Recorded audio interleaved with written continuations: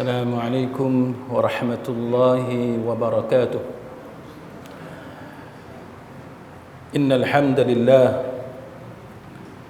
نحمده ونستعينه ونستهديه ونستغفره ونعوذ بالله من شرور أنفسنا ومن سيئات أعمالنا. من يهده الله فلا مضل له ومن يضلل فلا هادي له.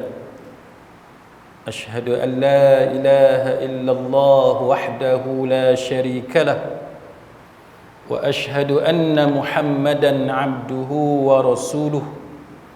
اللهم صل وسلم على محمد وعلى آله وصحبه والتابعين بإحسان إلى يوم الدين. Amma ba'd. Rabbi syarah li sadri, wahai Tuhanku, lapangkanlah dadaku ini, wa yassir li amri, dan permudahkanlah urusanku, wahlul 'uqdatam min lisani, dan uraikanlah kekeluhan lidahku, yafqahu qawli, supaya mereka memahami kata-kataku ini.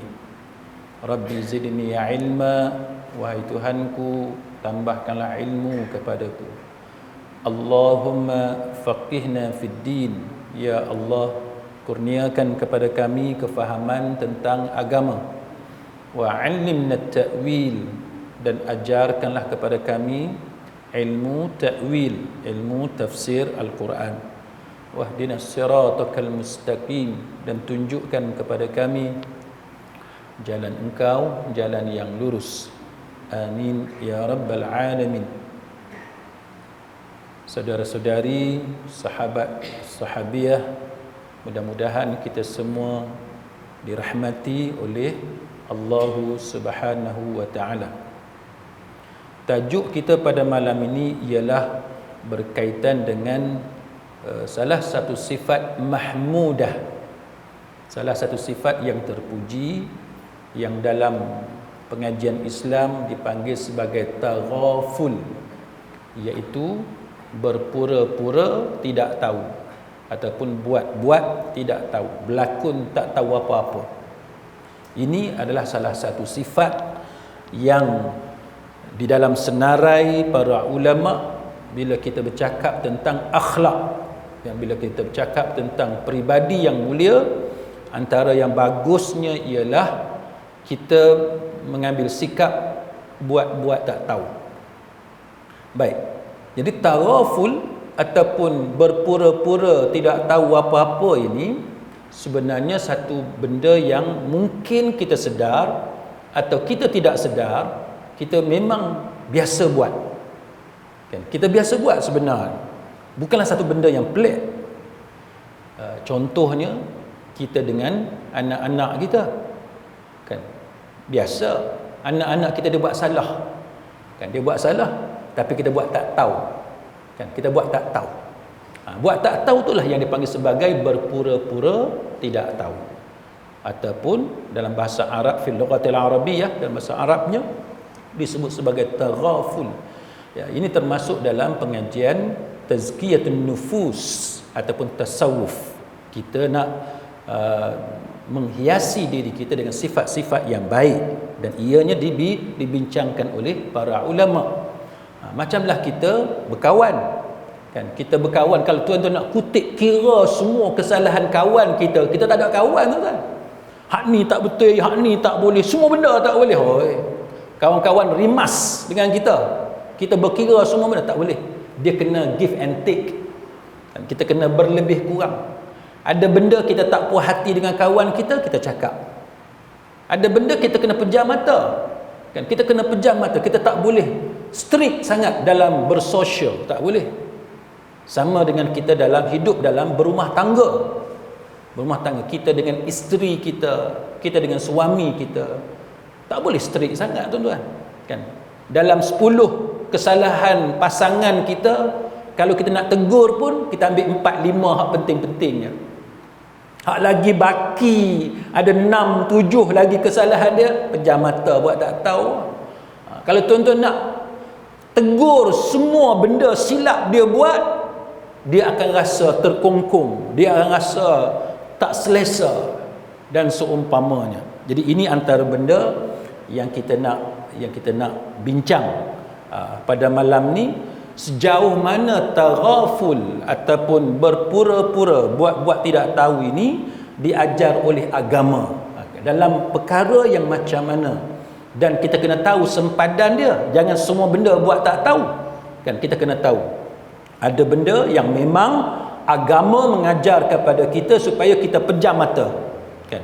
Ada benda juga yang agama kata kita kena tegur kan, kita kena perbetulkan. Jadi ini antara perkara yang kita akan bincang pada malam ni. Baik, kita mulakan dahulu dengan apa yang dipanggil sebagai ta'rif kan, ma huwal murad, apa yang dimaksudkan dengan taghaful. Baik, taghaful dalam Mu'jam al-Wasit, dalam Mu'jam al-Wasit yang dikatakan taghaful itu apa dia?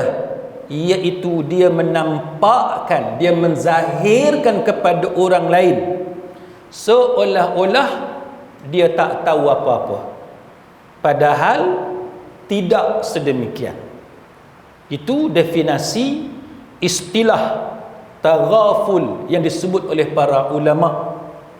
Kita tunjuk dekat kawan kita seolah-olah kita tak tahu dia buat silap, seolah-olah kita tak tahu dia buat silap, padahal kita tahu.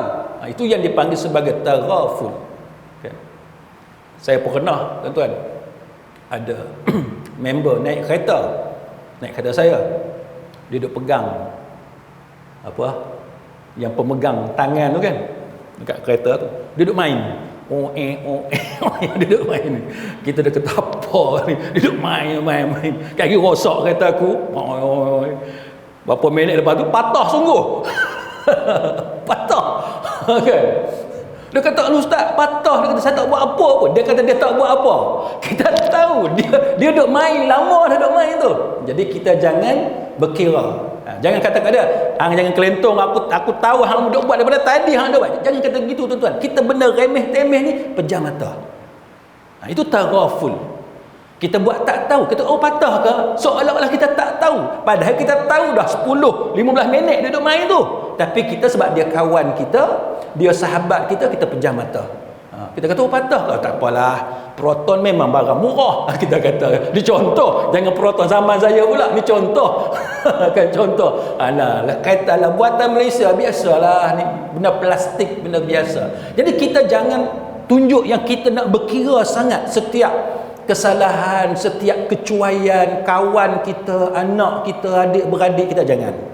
Sebab bila kita start berkira semua kesilapan di hak kecil, yang ini akan menyebabkan kawan-kawan kita, kaum keluarga kita menjauhkan diri daripada kita. Dia tak boleh benda-benda macam tu. Baik. Maka para ulama mengatakan bahawa bukan semua taghaful itu baik. Bukan semua baik.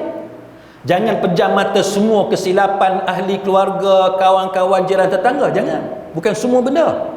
Ada benda yang kita pejam mata tu bagus. Ada juga yang tidak bagus. Jadi ini benda yang kita nak cuba pelajari pada malam ini. Baik.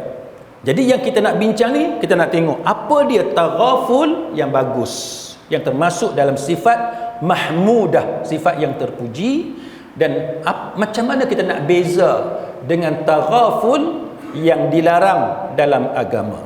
Baik. Maka sifat taghaful yang termasuk di dalam sifat yang terpuji, sifat yang mahmudah, secara ringkasnya para ulama dia buat 3 poin penting. Ada 3 poin penting yang utama. Yang pertama, apa dia taghaful? Elemen yang pertama, tuan-tuan, yang pertamanya ialah tidak mencari-cari. Kita tak sengaja, kita tidak sengaja mencari-cari kesalahan orang lain yang belum kita ketahui. Benda yang kita tak tahu, kita saja cari salah dia. Itu jangan. Kan? Itu nombor 1. Yang kedua, Dalam taghaful yang mahmudah, yang terpuji juga, ialah kita suka memaafkan dan kita suka melupakan kesalahan orang lain yang telah lepas. Benda hak lepas tu, orang putih kata let bygone be bygone. Hak lepas tu lepas. Mungkin 10-20 tahun yang lalu kita pernah bergaduh dengan adik kita. Mungkin 10-20 tahun yang lalu kita pernah balas maki hamun dengan jiran tetangga kita, dengan orang kampung dan sebagainya. Cerita lama biarlah dia berlalu begitu sahaja. Kita jangan ulang cerita lama. Siapa-siapa yang boleh buat benda macam ni, hak dia bergaduh, hak dia berbalah dengan adik-beradik dia, dengan kaum kerabat dia, dengan kawan dia, dengan jiran tetangga dia, dia boleh lupakan benda hak lepas itu, maka itu termasuk taghaful yang dipuji oleh para ulama. Nombor 3 yang juga termasuk dalam taghaful yang dianjurkan oleh agama ialah kesilapan-kesilapan anak kita masa dia belum matang. Masa dia kecil, dia tak reti apa, kita jangan duduk besar-besarkan benda-benda macam tu. Nama pun budak. Nama pun budak. Takkan tuan-tuan nak hukum dia dengan satu hukuman yang tidak setimpal, sedangkan dia satu orang budak kecil. Anak saya tuan-tuan, masa dia orang kecil-kecil dulu, sayang sungguh dekat kucing ni, sayang sungguh. Duk main kucing, pantang jumpa kucing dia ambil bawa balik rumah. Tapi nama pun budak. Dia ambil tali, dia ikat kat tengkuk kucing ni. Eretlah kucing keliling rumah. Mati kucing tu tuan-tuan, terjerut. Budak. Dia tak reti apa, dia sayang kat kucing tapi dia tak reti. Maka kita janganlah kesalahan yang tidak disengajakan itu kita hukum dia dengan hukuman yang tidak setimpal. Satu lagi, kesalahan ahli masyarakat yang mereka ni di kalangan orang yang jahil. Orang jahil, kita jangan hukum dia, kan? Kita jangan besar-besarkan kesalahan dia. Dia orang jahil. Kadang-kadang ada kawan kita yang tak pernah nampak muka pun kat masjid. Tak pernah nampak muka. Berlaku satu peristiwa dalam kehidupan dia menyebabkan dia sanggup datang masjid walaupun usia dah 40-50 tahun. Masa umur 20-30 tak pernah nampak kat masjid. Bila dia datang masjid ni, berkawan dengan kita, berkawan dengan Tok Imam, dengan AJK apa semua, dia adalah kesilapan. Orang-orang jahil, kan, baru nak mengaji agama, baru nak kenal agama, walaupun dia orang Islam sejak daripada lahir lagi, tapi baru nak berjinak-jinak dengan kuliah-kuliah ilmu, adalah dia buat silap. Janganlah kita jerekah dia, tengking dia seolah-olah dia ni reti lama dah dengan agama. Jangan. Kita kena maafkan orang macam ni, sebab dia tak reti, walaupun dia Islam asal sekalipun. Sebab tu para ulama mereka suka bagi contoh Arab Badui kencing dalam masjid, kan? Umar nak pukul dengan pedang dah, tapi Nabi halang Umar, dan Nabi bercakap dengan ucapan yang tidak menggambarkan kemarahan Nabi di atas perbuatan Arab Badui yang kencing dalam masjid. Padahal kencing dalam masjid ni tuan-tuan teruk sangat, tapi padanlah dengan Arab Badui tu. Tak boleh banding Arab Badui dengan orang bayar lepas. Mana boleh banding? Kan? Orang bayar lepas orang cerdik.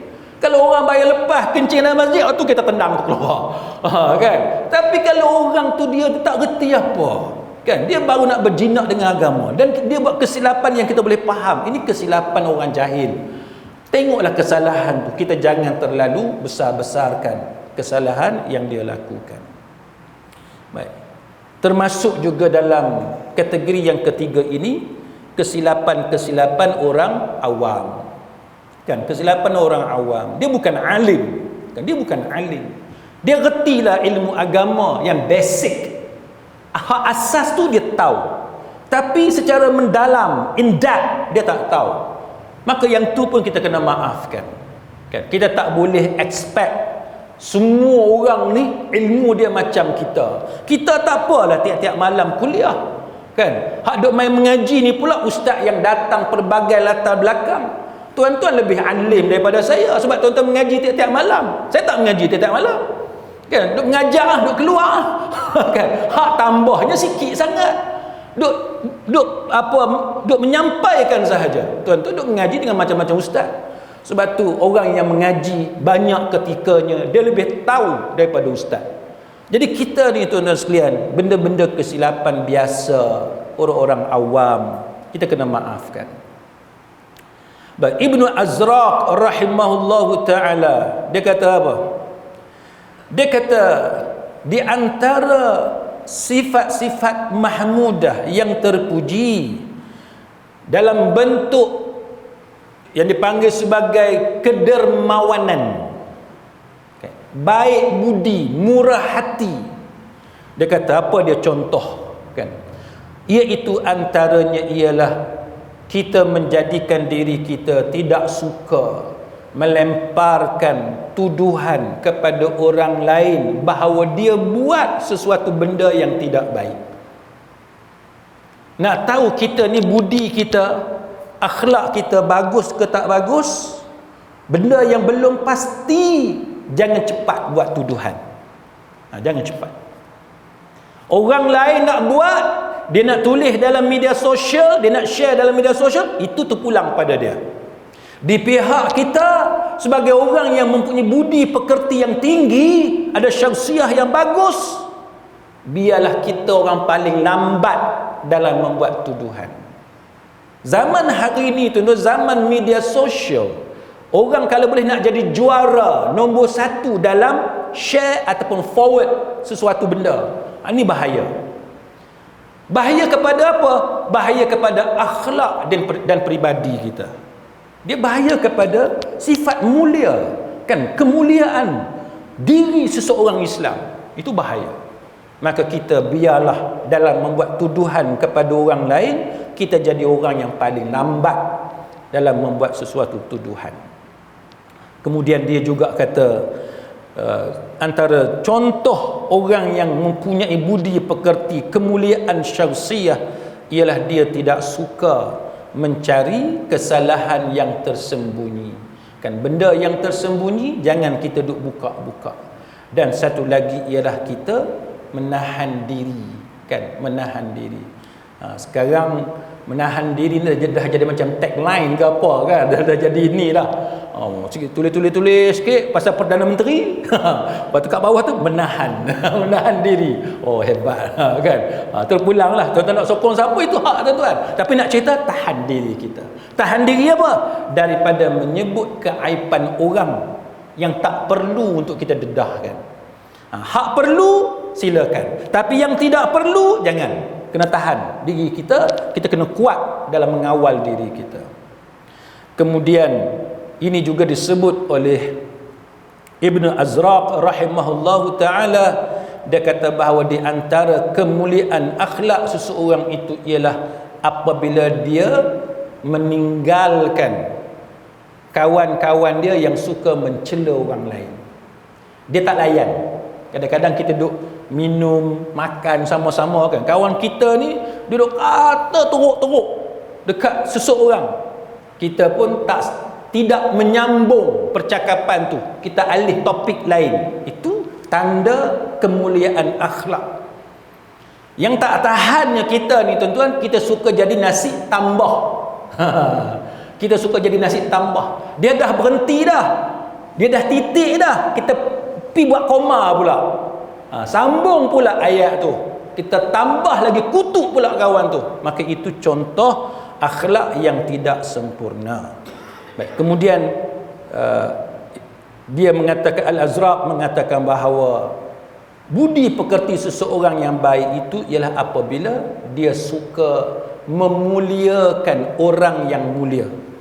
Kita nak tahu orang tu bagus tak bagus, bila ada orang yang mulia, dia muliakan orang tu. Itu orang yang bagus. Dia bukannya suka mengeji, menghina, kata teruk-teruk kepada orang yang mulia.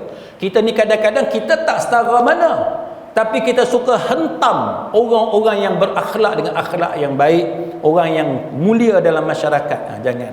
Berpada-padalah dalam kita mengkritik.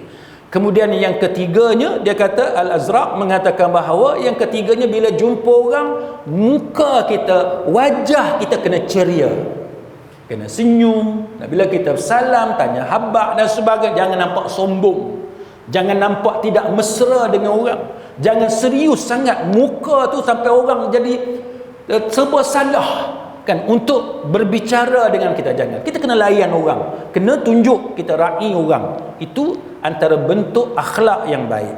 Kemudian yang keempat, dia kata bahawa antara akhlak yang baik ni ialah kita suka balas benda baik yang orang buat kepada kita. Bila orang buat baik kepada kita, kita balas. Kawan kita kan, dia pergi mana? Kawan kita ni dia pergi London, balik pada London, dia bawa buah tangan, souvenir. Apa dia? Fridge magnet. Kan? Dia bawa fridge magnet.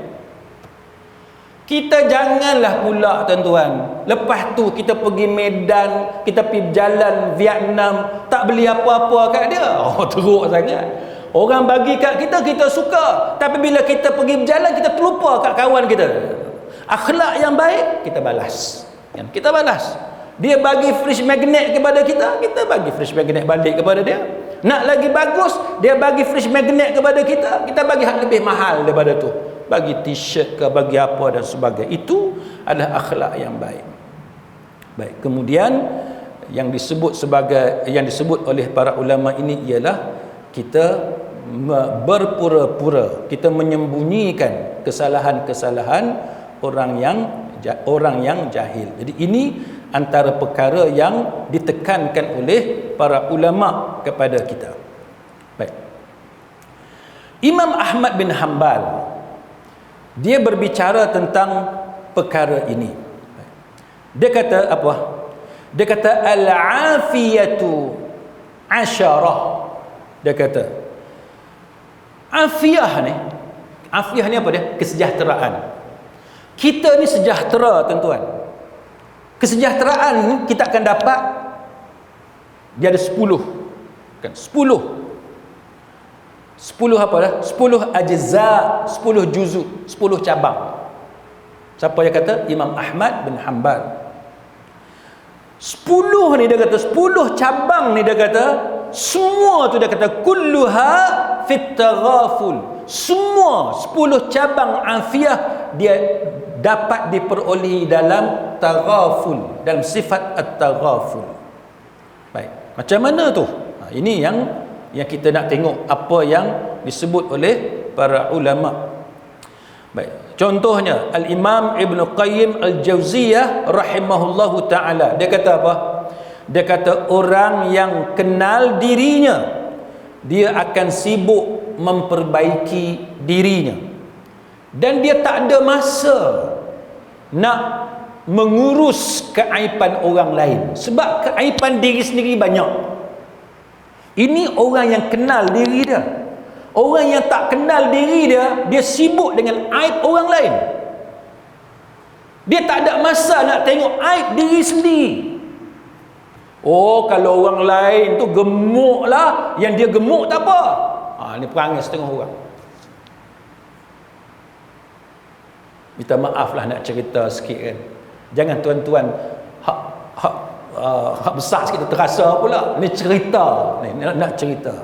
Nak cerita orang, dia suka mengatakan orang, dia terlupa diri dia sendiri. Ada kawan saya kan, ada kawan saya. Ni cerita orang kata once upon a time. Ada suatu masa kan? Tempat kat mana tak boleh sebut lah, nanti orang tu dia tahu ni cerita dia pula. Once upon a time, kawan saya ni tuan-tuan, dia bukan orang Melayu. Dia duduk dengan saya dalam satu rumah. Dia ni perempuan. Lepas tu kawan saya hak lain Melayu, dia datang di rumah yang kami duduk, perempuan juga. Dia datang dengan husband dia, suami dia. Jadi kawan saya si isteri ni badan dia besar, yang suami dia ni pula kurus. Suami dia kurus. Jadi kawan saya duk suka mengata orang ni, bila dia tengok kawan kami tu datang, isteri tu badan besar, yang suami tu kurus, dia ketawa lah tuan-tuan. Dia ketawa sungguh-sungguh. Dia gelak. Lepas tu kami dalam rumah ada 4-5 orang. Tanya pasal apa yang lucu sangat. Kenapa yang lucu? Dia kata dia tak boleh bayang tu, macam mana suami kurus isteri tu besar. Dia kata hang duk bayang apa? Duk terbayang lah macam mana hubungan kelamin lah apa. Teruk lah dia duk kata. Teruk dia kata tuan-tuan. Saya nak sebut pun saya malu. Saya nak sebut kat tuan-tuan saya malu. Lepas tu tak apalah. Kami lepas tu, kawan-kawan kami yang duk kerja sekali duk kata apa? Dia duk ketawakan orang. Badan dia lagi gemuk. Tuan-tuan tengok. Orang ni, dia kadang-kadang dia suka mentertawakan orang, dia suka hina orang, dia suka pelekeh orang, dia lupa diri dia tu lebih teruk daripada kawan tu lagi. Masalah orang tuan-tuan, dia lupa diri dia. Satu kali ni cerita di England, kami pergi satu tempat ada kolam. Mak Saleh tuan-tuan tahulah, bila dia pergi kolam, dia pakai swimming suit. Swimming suit tahu? Baju renang tu. Dia pakai baju renang. Jadi seorang ni, banyak kawan ni. Seorang lagi kawan kami ni orang tua, badan besar juga. Bila pakai swimming suit, tuan-tuan boleh tahu tak macam mana orang tua orang tua badan besar pakai swimming suit, cantik ke tak cantik? Macam tu lah. Saya tak mau sebut, tapi tuan-tuan boleh bayang sendirilah kan, dengan badan besarnya, dengan lemaknya, dengan kedutnya, tuan-tuan boleh bayang. Hak seorang ni, dia punya ketawa tu tuan-tuan, dia ketawa sungguh-sungguh. Hak lain kata, hang ni punya teruk, hang ketawa kat orang, hang tak sedap. Hang bila pakai swimming suit macam mana rupa hang? Dia nak gelak dekat orang yang dia tu lagi teruk bentuk badan dia. Kita tak boleh tuan-tuan. Kita jangan suka mentertawakan orang, duk ejek orang sampai kita lupa kita lagi teruk. Jangan tuan-tuan. Sekali tu saya pergi jumpa doktor, ada appointment dengan doktor. Lepas tu dia kata kat saya, dia kata, you ni dah lebih berat badan. Memang saya bulat dah sekarang. Terlebih bulat sikit. Dia kata you kena turunkan berat badan. Lepas tu dia berhenti. Doktor tu berhenti. Mungkin dia perasan mata saya duk tengok kat perut dia. Bila dia suruh saya turunkan berat badan, dia lagi gemuk. Dia dah gemuk. Jadi dia terasa kot bila saya duk pandang kat perut dia. Doktor ni duk nasihat kat aku turun berat badan, padahal dia lagi besar daripada saya. Tapi dia bukanlah ejek saya, dia cuma bagi nasihat yang betul lah kan. Dia bagi nasihat yang betul. Jadi apa yang penting tuan-tuan, para ulama mengatakan bahawa kita jangan sibuk duk cerita aib orang, sedangkan aib yang sama tu ada pada kita kan. Jangan. Maka orang yang mengenal Tuhannya, dia akan sibuk mencari redha Tuhannya, dan dia tak sempat untuk mengikuti nafsu dia. Siapa yang kata ni? Imam Ibn Qayyim Al-Jauziyah rahimahullahu ta'ala. Baik, maka tuan-tuan sekalian, macam mana kita nak beza antara taghaful, pejam mata, buat-buat tak tahu, dengan satu lagi amar ma'ruf nahi munkar yang wajib kita laksanakan. Nampak orang buat silap, kita kena perbetulkan. Macam mana kita nak beza? Maka kita sebut hadis daripada Tamim Ad-Dari radhiyallahu anhu bahawa Nabi sallallahu alaihi wasallam bersabda, ad-dinun nasihah. Agama itu nasihat. Nasihat kita kena bagi kan. Nasihat kena bagi. Qulna, sahabat tanya, liman, untuk siapa? Qala, Nabi jawab, lillahi wa li kitabihi wa li rasulihi wa li a'immatil muslimina. Nabi jawab, untuk Allah, lepas tu kitabnya, rasulnya, kan, para imam, orang-orang Islam dan umat Islam seluruhnya. Hadis sahih Imam Muslim. Hadis dalam sahih Muslim. Baik, jadi itu antara perkara yang kita perlu perhatikan. Baik. Maka kita nak tahu lebih detail, tuan-tuan sekalian, berkenaan dengan perkara seperti ini. Macam mana kita nak uruskan taghaful tadi, sebagaimana yang disyorkan oleh para ulama, kan, supaya kita boleh mengambil manfaat semaksimum yang mungkin. Baik. Maka taghaful yang bagusnya ialah, kan, kita berpura-pura tidak tahu ataupun tidak nampak kesilapan kawan kita ataupun ahli keluarga kita ataupun saudara kita. Kita jangan menjadi orang yang cepat dalam menyebut kesalahan orang. So kita tengok diri kita ni cepat dah. Kalau ada silap orang, kita cepat dah nak sebut, kan? Satu lagi, kita ada atau tidak berlembut dengan kesilapan-kesilapan yang orang buat kepada kita. Tengok, kita ni ada toleransi ataupun tidak.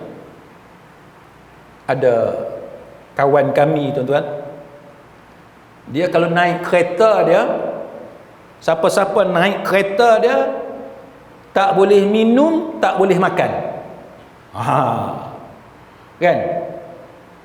Anak kecil pun kalau bawa makanan tak boleh naik kereta dia. Oh, dia punya strict tu.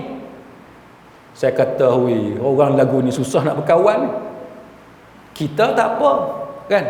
Kawan kita makan pun tak apa, kan? Anak dia makan lagilah tak apa, kan? Cuma jangan melampau sangatlah, kan? Jangan makan dua yang pergi sapu dekat cushion kereta, yang tu melampau lah.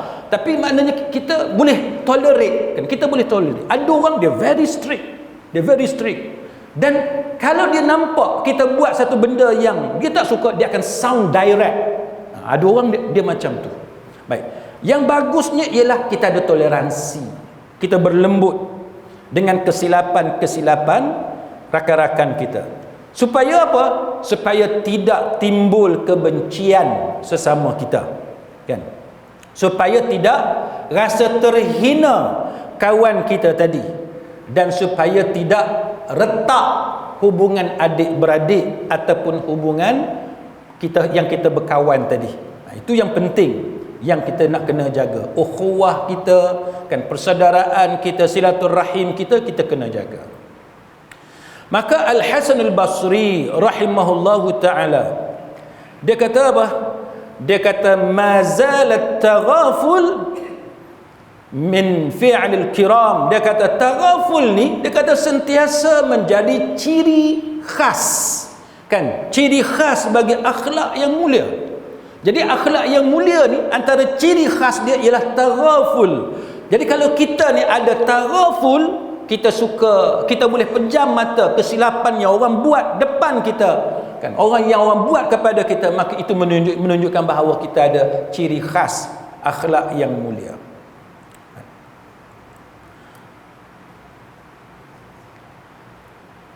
Kita tengok contohnya disebut dalam tarikh Madinah Dimashq, sebagaimana yang disebut oleh Ibnu Jurayj daripada Atta bin Abi Rabi'ah. Dia kata apa?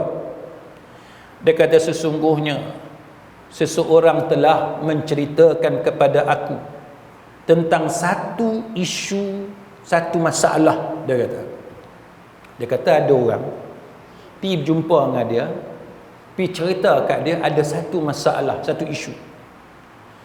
Lepas tu Atta bin Abi Rabi'ah, dia kata apa?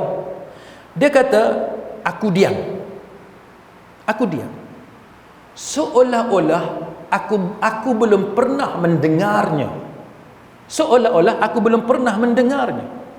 Padahal aku dah dengar lama dah. Sebelum orang hak cerita tu lahir atas dunia aku tahu dah. Mana dia lagi tua lah. Orang tu orang muda. Tapi orang tu cerita pasal satu isu. Tapi dia buat-buat tak tahu. Dia bagi ruang kepada orang tu untuk dia bercakap, untuk dia bercerita. Maka ini contoh taraful. Tuan-tuan tahu apa kebaikan taraful? Hak macam ni. Hak macam Atha bin Abi Rabi'ah. Apa yang bagus? Kita tidak cepat potong percakapan orang walaupun benda tu kita tahu dah. Pasal apa tu? Sebab tidak semua benda yang kita tahu 100%. Betul tak? Tidak semua benda yang kita tahu 100%. Kita mungkin tahu benda tu lama dah. Sebab tu memang bidang kita pun. Memang hari-hari kita buat benda tu. Tapi ada kalanya, ada sudut tertentu yang kita tak tahu. So, kalau kita potong cakap dia, kita kata aku tahu dah cerita ni, tak payah cerita. Maka dia akan stop, dia akan berhenti dan dia tak akan melanjutkan percakapan. Maka hilang peluang kita untuk dapat tahu benda yang mungkin kita tidak tahu. Itu penting sifat merendah diri dengan ilmu. Walaupun kita rasa kita tahu dah benda tu. Contoh tuan-tuan, macam saya, lawyer, duk pergi mahkamah syariah sebagai contoh. Saya dah buat banyak kes gini-gini apa semua. Nanti ada orang cerita kat saya, benda memang saya duk biasa buat. Saya tak boleh kata, ni saya tahu dah sebab saya lawyer bidang ni. Jangan. Kena bagi peluang dia bercakap sampai habis. Kita buat macam kita tak tahu apa. Supaya dia semangat nak cerita benda yang dia tahu tadi. Mudah-mudahan ada ilmu yang belum kita dapat hari itu. Ini penting. Sebab bila kita duk berdebat dengan dia, kita nak tunjuk kita tahu, maka hilang peluang kita untuk dapat ilmu yang kita belum tahu. Sebab tu taraful adalah satu sifat yang sangat mulia di sisi agama. Dia menjadikan kita satu orang yang merendahkan diri. Kan? Kita tidak sombong. Kita tidak angkat diri kita seolah-olah kita tahu everything. Seolah kita tahu semua, setiap perkara. Mustahil manusia dia boleh tahu semua benda. Walaupun kita pakar dalam bidang tu sekalipun, kita takkan tahu semua benda. Imam Ibn Jauzi rahimahullahu ta'ala, dia kata apa? Imam Ibn Jauzi dia cerita pasal taraful. Dia kata salah satu taraful ialah kemampuan kita untuk melupakan kesalahan orang lain. Ini bagus dia kata. Siapa yang mampu lupakan kesalahan orang lain, yang ini sangat bagus. Sebab apa Imam Ibn Jauzi kata sangat bagus? Kerana manusia, tiada siapa pun yang dapat melepaskan diri daripada melakukan kesalahan dan dosa. Tak ada siapa yang boleh melepaskan diri. Saya ada cerita dalam kuliah sebelum ni. Nabi, daripada Nabi Adam, Nabi Nuh sampailah ke bawah ni. Kan Nabi Yunusnya, Nabi Ibrahim apa semua, sampai dekat Nabi Muhammad sallallahu alaihi wasallam. Allah Ta'ala cerita dalam Quran, nabi-nabi tadi ada kesalahan masing-masing. Semua tu ada kesalahan masing-masing dan mendapat teguran daripada Allah, dan semua ni direkodkan dalam Quran. Apa tujuannya? Tujuannya untuk kita mengetahui bahawa Nabi pun ada silap, dan Nabi pun mendapat teguran daripada Allah, dan Nabi pun dia cepat bertaubat kepada Allah. Dia tidak biarkan kesalahan itu berterusan. Maka kita sebagai manusia yang sudah tentu jauh ketinggalan nak banding dengan Nabi-Nabi semua ni, lebih-lebih lagi kita ada banyak melakukan kesalahan dan kesilapan yang kita kena cepat perbetulkan. Tuan-tuan tengok cerita Nabi Adam, cerita Nabi Nuh, kan? Cerita Nabi Yunus, Nabi Musa, sampai Nabi yang terakhir, Nabi kita, tuan-tuan sekalian, semua tu segera memperbetulkan kesilapan dan kesalahan dia. Macam kita lah, kita ada penyakit, kita lambat dapatkan rawatan. Apa jadi? Dia merebak, dia lagi teruk. Yang bagusnya cepat makan ubat, cepatkan dapat rawatan dan sebagainya. Imam Ibn Jauzi dia sambung lagi, dia kata apabila seseorang itu memperhatikan setiap kesalahan orang, dia suka sangat cari salah orang, tengok Facebook orang nak tunggu masa dia buat silap, nak belasah, nak bagi kau-kau. Maka apa kata Imam Ibn Jauzi? Orang yang jenis suka tunggu kesalahan orang, dia duduk tunggu je, dapat bola tanggung, bagi betul-betul. Kan? Dia kata apa? Bagi orang yang suka menunggu kesalahan orang lain, maka dia akan penat. Dia akan penat. Dia akan penat dan dia akan membuatkan orang lain penat. Dia akan akhirnya dia akan jadi exhausted dengan apa yang dia buat. Duk hentam orang, duk kata orang teruk-teruk, kau-kau dia bagi, dia akan penat, tuan-tuan. Sebab tu kita, bila kita membicarakan kesalahan orang, kita kena ada nilai ilmiah, kena ada nilai akademik. Supervisor saya, tuan-tuan, bila dia tengok cara saya menulis, dia kata apa? Dia kata bahawa bila menulis sesuatu yang bersifat ilmiah dan akademik, don't use strong words, jangan menggunakan perkataan-perkataan yang kuat, yang keras. Tak boleh. Dia kena, bila kita nak bersifat ilmiah, dia kena lembut, perkataan dia kena lembut. Dia keras ni sifat orang yang tidak highly educated, orang yang tidak berpendidikan tinggi. Orang yang berpendidikan tinggi, bila dia menulis, bila dia bagi pendapat, bila dia bercakap, sangat lembut, sangat lembut. Ada satu orang, dia berkesempatan mesyuarat dengan para mufti. Ni semua mufti-mufti ada ni dekat Malaysia. Dia join sekali dalam mesyuarat tu. Dia cerita apa? Dia kata pengalaman dia duduk mesyuarat dengan mufti-mufti ni, dia belajar satu benda yang sangat bernilai, yang very highly valuable, yang sangat bernilai, dia kata, dalam hidup dia. Saya pun tanya dia, apa dia yang syok sangat, seronok sangat, benda yang ilmiah. Saya tanya dia, ilmiah sangat ke mufti-mufti ni duduk mesyuarat? Dia kata bab ilmiah tu satu hal, dia kata bab ilmu tu satu hal, nilai akademik tu satu hal, tapi cara mufti ni, bila dia tak setuju dengan mufti lain, cara dia bagi pendapat tu, dia masuk tu sangat lembut. Cara dia masuk tu, untuk dia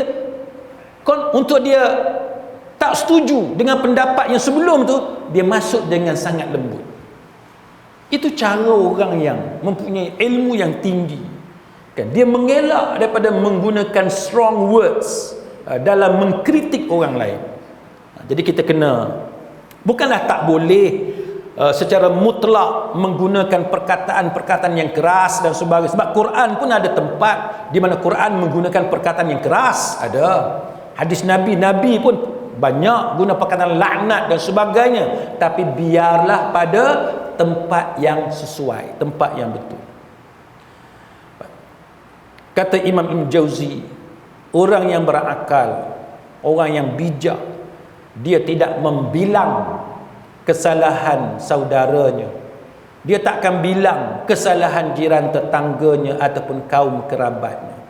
Maka sebab itu Imam Ibn Jauzi kata, di sisi Imam Ahmad bin Hanbal, dia kata, Imam Ibn Jauzi kata, dia nakalkan apa yang disebut oleh Imam Ahmad bin Hanbal. Dia kata 9/10 akhlak adalah taghaful.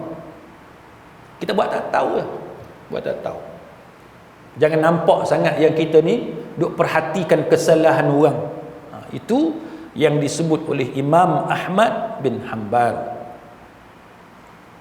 Contoh yang berlaku kepada Nabi kita sallallahu alaihi wasallam. Apa dia contoh daripada Nabi kita? Iaitu Nabi ni, tuan-tuan sekalian, ini disebut oleh Syekh Mustafa Al-Adawi. Syekh Mustafa Al-Adawi dia karang satu kitab, nama kitab tu Fiqh Ta'amul baina zaujain. Baina zaujain itu fiqh berinteraksi antara pasangan-pasangan kita, antara suami dan isteri. Dia karang satu kitab fiqh ta'amul baina zaujain. Apa dia kata? Dia kata Nabi sallallahu alaihi wasallam memang biasa tegur isteri baginda, memang biasa bagi nasihat. Macam kita kan, nampak isteri kita buat salah, kita bagi nasihat. Isteri nampak suami buat silap, isteri pun bagi pandangan dia. Boleh. Itu sunnah yang diamalkan dalam rumah tangga kita. Tapi Syekh Mustafa Al-Adawi dia kata berpandukan kepada apa yang dilakukan oleh Nabi sallallahu alaihi wasallam. Nabi tidak menegur semua, sampai setiap hak kecil-kecil Nabi tegur kesilapan isteri dia, tidak. Nabi hanya menegur sebahagian kesilapan isteri baginda dan tidak semua benda Nabi tegur. Baru kita boleh hidup secara harmoni, kan? Baru kita boleh hidup secara harmoni. Syekh Mustafa Al-Adawi dia bagi contoh. Dia bagi contoh. Apa contoh dia? Dia kata, katakanlah isteri kamu ada 10 kesalahan. Ada 10 kesalahan. Buat andaian ada 10 kesalahan. Maka tegurlah 5 atau 6 kesalahan sahaja. Pilih 5 atau 6 je, separuh. Jangan semua. Hak baki tu macam mana? Hak baki tu tangguh dulu, biar dulu. Supaya dia tidak rimas bila hidup dengan kita. Ada satu orang, tuan-tuan, dia bergaduh dengan isteri dia. Sebab apa dia bergaduh dengan isteri dia?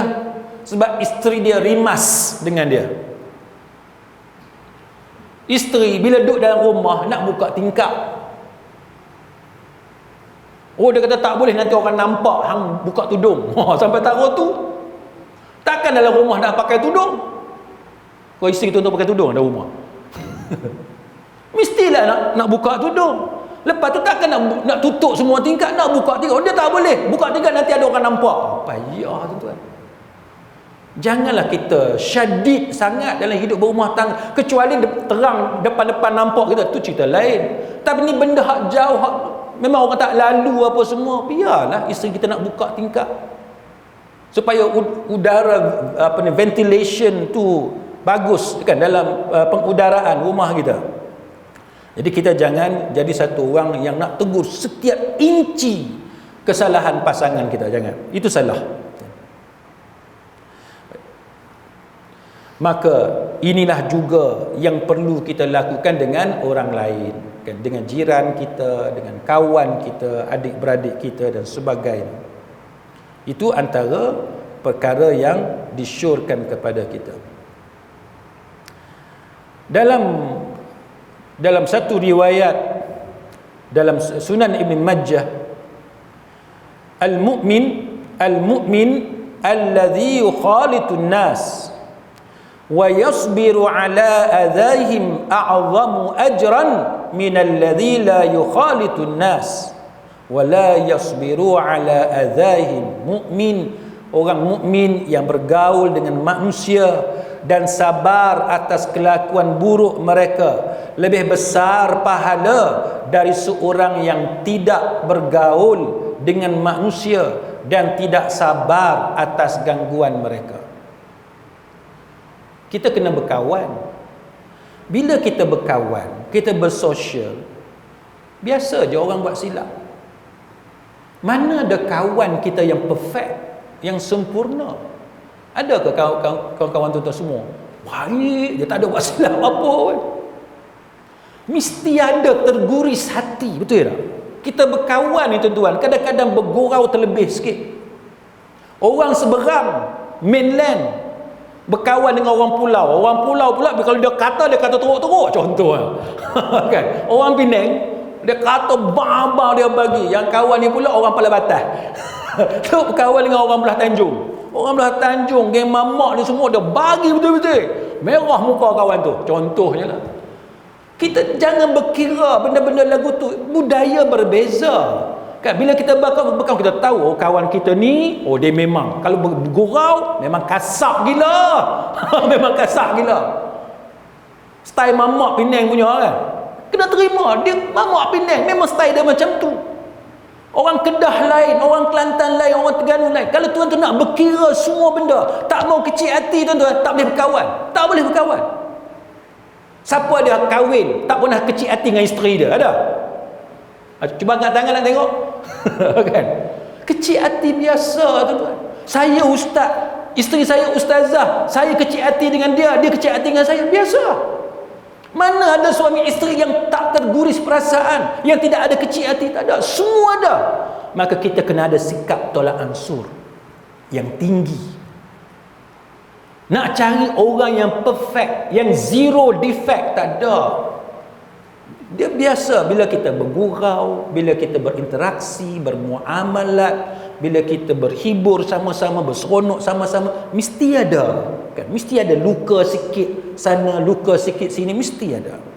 Maka sebab itu dalam riwayat ini yang bagusnya ialah kita berkawan dengan orang tapi sabar dengan keburukan-keburukan mereka kan? Berbanding dengan tidak bergaul dengan orang, tidak bersosial atas alasan mudah kecil hati. Dengan orang tu pun kita kecil hati, pun dengan orang ni kita kecil hati, senang-senang jangan berkawan. Yang tu tak bagus.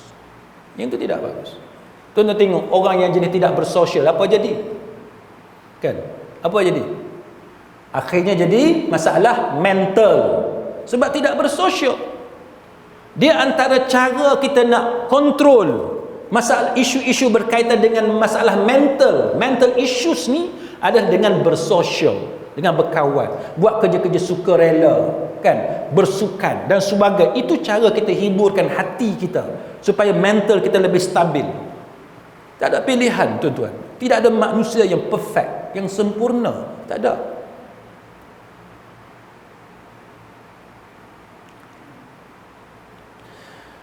Berkata Bashar bin Burad rahimahullahu ta'ala 844. Okey, ni last.